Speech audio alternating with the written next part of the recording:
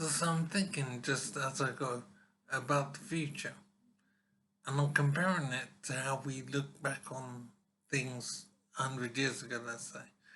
Let's say we're imagining life in 1920. They would have had barely anything of what we have now.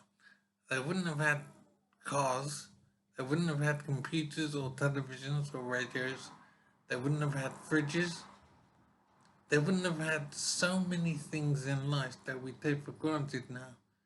And it's virtually impossible to imagine living as they had to live in 1920. They barely had anything, and yet they go on with life regardless.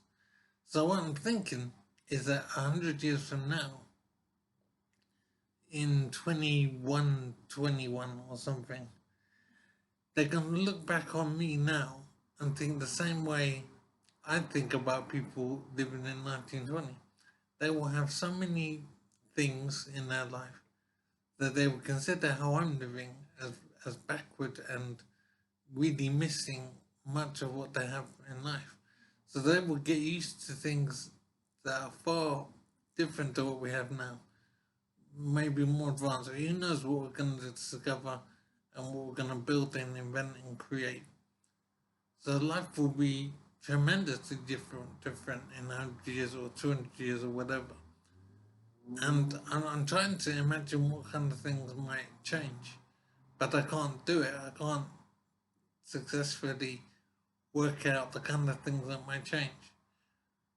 What I'm wondering is, are we going to destroy ourselves first before we create this amazing future? So the question is, can we avoid destroying ourselves? Because we have the ability to wipe every human being out on the planet if we choose to. And I'm wondering if we're going to be able to resist destroying ourselves. So if we do survive, our lives will change drastically in time. So I'm imagining living in a time before we found electricity and before we found any means of generating electricity.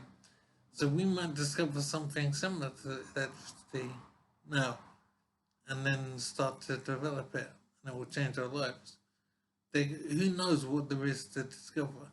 Because we haven't discovered it yet, so we don't know. So our lives could change tremendously with things we might discover and develop and invent. And it's just amazing to try and wonder what these things might be. And I can't manage it, to be honest. But I am trying to imagine what we might invent and create.